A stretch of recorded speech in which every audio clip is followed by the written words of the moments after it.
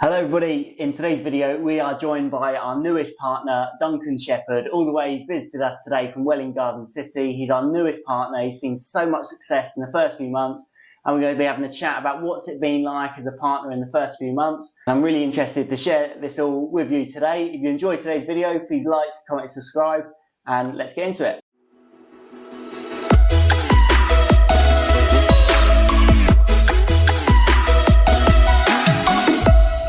So Duncan, just quickly for the viewers, do you mind just introducing yourself, a bit of your background and a bit about what made you interested in the partners opportunity? Yeah, sure. Hi everybody. So as Charlie says, I'm Duncan. I'm our newest partner at uSports, based in Welwyn Garden City. So I was previously a PE subject lead at a primary school, and while searching for a new company to maybe come in and help, I came up with uSports and was absolutely blown away by the company, the way it looked. So contacted Charlie and one conversation led to another. And in the end, we came to a decision that I could come on board, which was a big thing for me because I was very secure in my job, loved what I did. But there was a side of me that just really felt that the whole brand of uSports, to be able to give quality coaching to as many children as possible and give that positive experience to them was something that was just, I couldn't resist the challenge. And honestly, it's been beyond my wildest dreams so far. It's been an absolutely fantastic start. Oh, that's brilliant. No, I really appreciate that. I mean, yeah, we set the partners up a year ago. It didn't, just over a year ago, it didn't exist. It was an idea and we wanted to make it work, but it was only going to work when we bring good people in like yourself. So, yeah, do you want to remind me what, outside of work, what's life like? Family, hobby, that sort of thing? Yeah, so family life is really good. Got two young boys at primary school age as well. So, I kind of come at things not just from a coaching or a teaching point of view or a business point of view, I also come at it from a parent's point of view. So, if you are a parent, then I know exactly what you're going through as well at this stage. So, I've got lots of hobbies outside of work as well. As you know, I love my golf and, just general Duncan's actually knows how to play golf, whereas I picked it up this early summer and we haven't played yet. We'll have to organise that. Can't wait for a good round together. It'll be great. You need to smash me. But no, I think it's good. I think it's good to have that. I found golf a really good escape from work, actually. Yeah. It's like, yeah, and you already know, running your own area there's a lot of moving parts, and it's easy to have things on your mind a lot. Yeah. So if you can take that away, and like golf, I think it's so good because you're just so focused on the now. Yeah. It's like, right, this shot, and you're focused. You're not worrying about what's going to happen on the session on Monday you haven't covered yet or whatever it is. That's it. So, absolutely. Yeah. Is that important for you, that work-life balance? 100%. It's really, really important. I've been in a situation in the past where I was coaching all the time, running a smaller business, and as you say, it can get on top of you. So to have that an outlet to move away from and just give you a bit of headspace is great.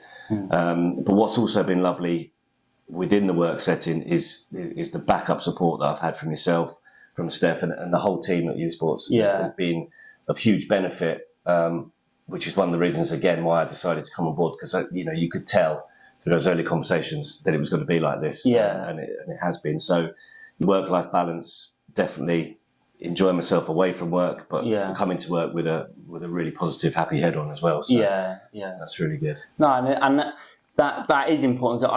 You see it when working with you. You're so focused. You're able to pick up work quite quickly, use your connections. You haven't been shy to reach out to someone who you've known, briefly for a couple of years ago or something. You've been able to just, ultimately, for you to be successful in this industry, you have to be able to grow your area, and that comes from being brave. And if you just sit in your own little shell and just sort of those who you're really close with and you only work with them, then it doesn't really work. You have to be comfortable meeting new people.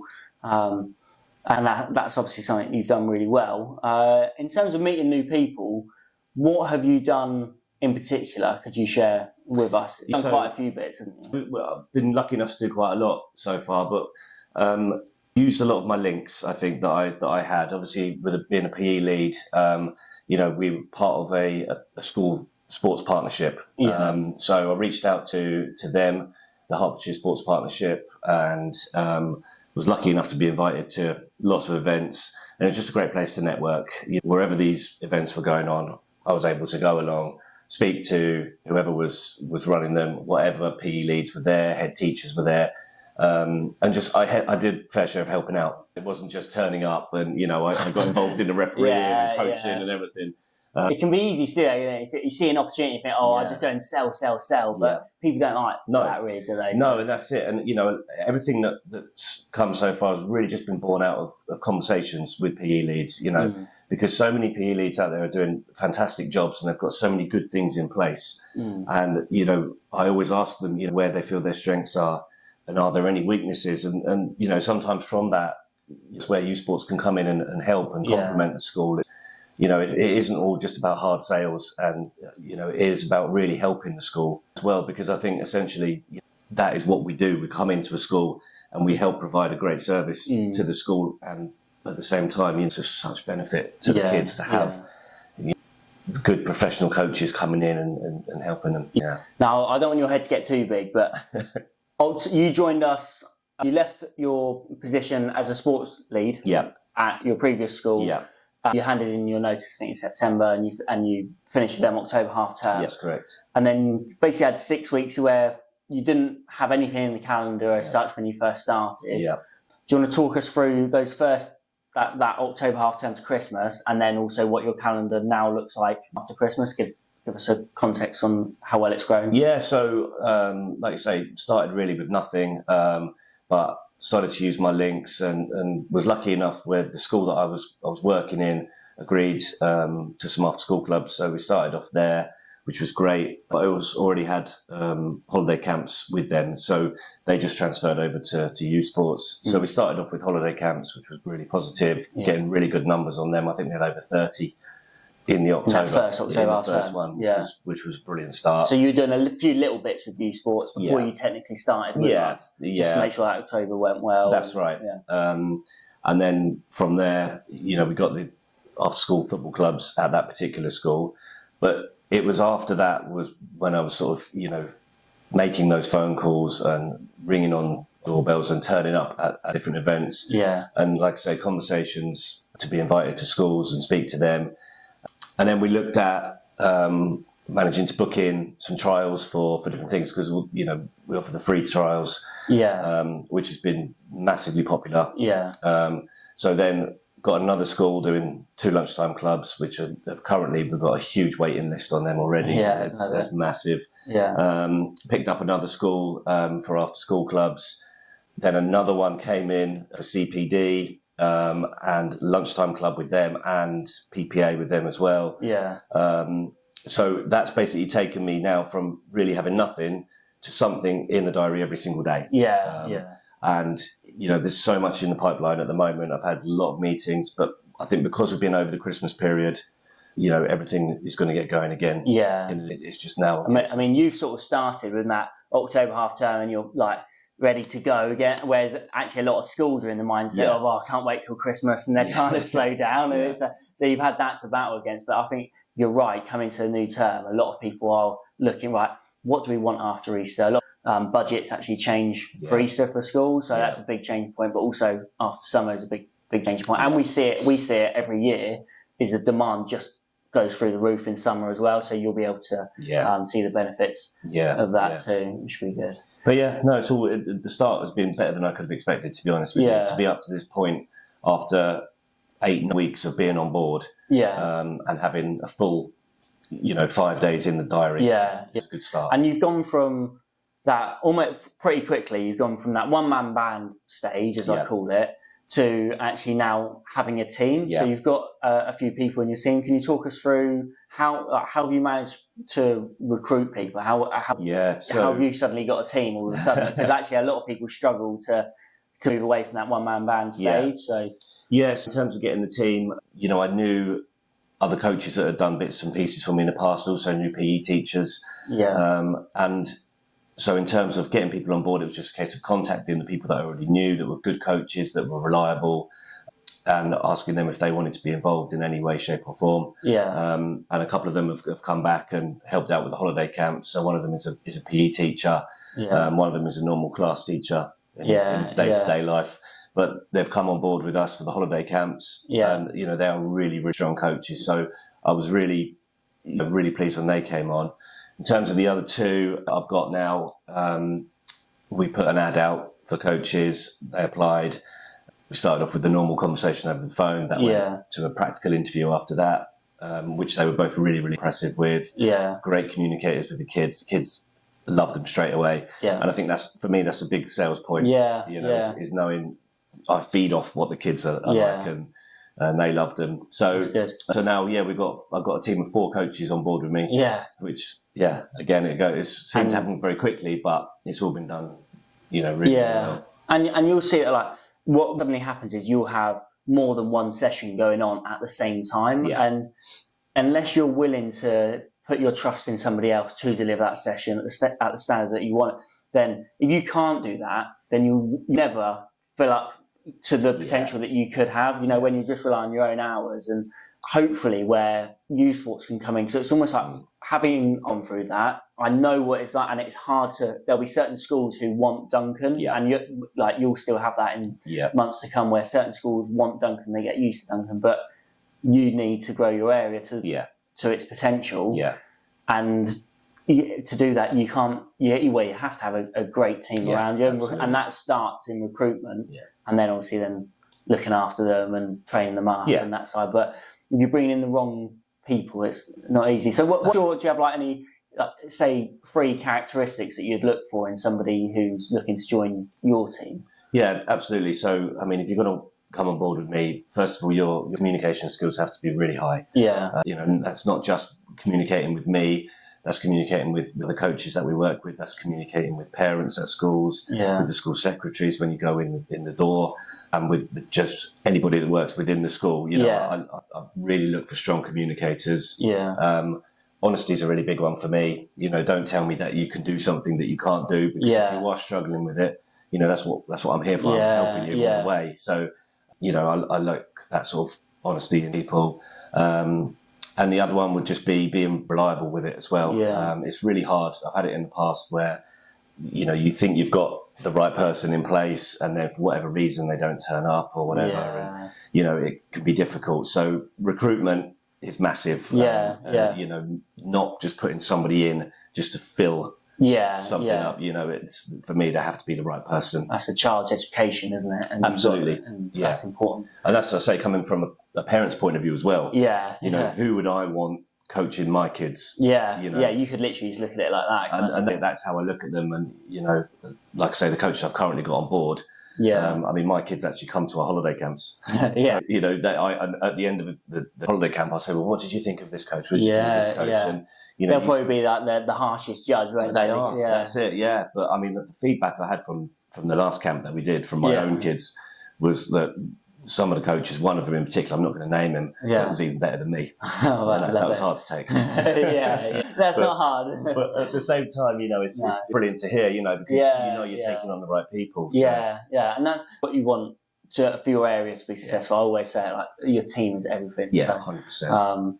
That's really interesting. In terms of why you've become a partner, obviously you're ambitious. You had some of these connections in place already. You had a holiday camp that was going well. What made you go as a uSports partner as opposed to setting up your own business? I've been coaching within primary schools for over 20 years now. And, I've been a franchisee, and I've been a one-man band. And it was really heartbreaking to have to leave the one-man band thing, because I loved doing it. But you reach a certain level that I couldn't get beyond that level.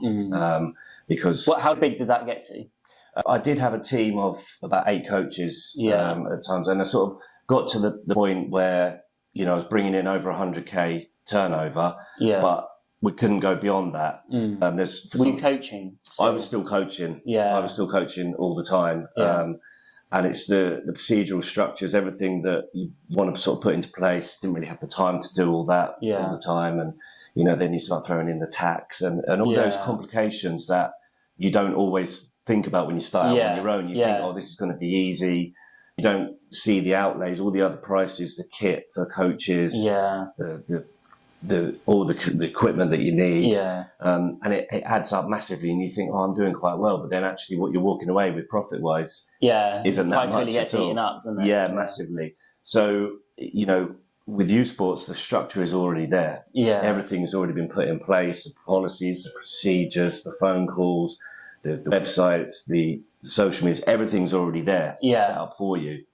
And then it was just a case of, well, okay, that's brilliant, but if I come on board, how much realistically is that support going to be there for me? And it's been non-stop support. To the point where I'm being encouraged to call us more. What has been really, really great for me is having that support within the whole company. It's literally everybody. I can call the office at any time and have that support. And when you're on your own, there's no one to talk to. There's no one to call. And, we all have days that go really well and that's great. But it's when the days are difficult, when something goes wrong. I didn't used to have anybody to talk to. You just got to carry it on your own shoulders and it can weigh you down a little bit. Now I know I can just call you or I can call anyone and just say, look, what do you think about this problem that I've got? Chances are I've probably dealt with it. Exactly. But it's like you might have even dealt with it in the past, but it's someone like to ask you the question, so what do you think? It gives you an opportunity to actually verbalise, this is what I think, and half the time you have the answer yourself, but it's just being able to bounce it off to someone. Exactly. And I think you summarised there perfectly why we set up the partners. Like, you're a fantastic coach, you've got so much years experience, but the stress of the taxes and, like you say, paying, or making sure everyone gets paid on time and making sure all the policies and procedures are there and the insurance is in place, and it's like all these extra bits that actually, let's keep really good educators in the industry.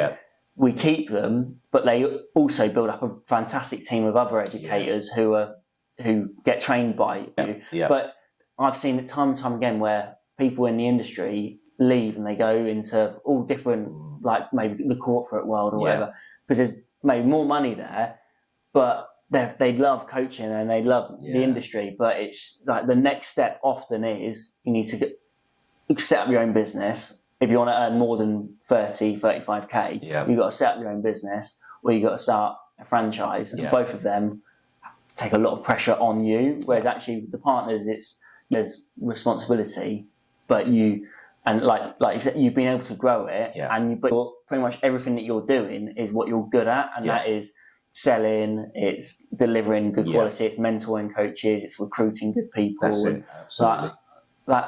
And you've done that so well. What do you think is your biggest strength in this particular role as a partner growing a sports coaching provision?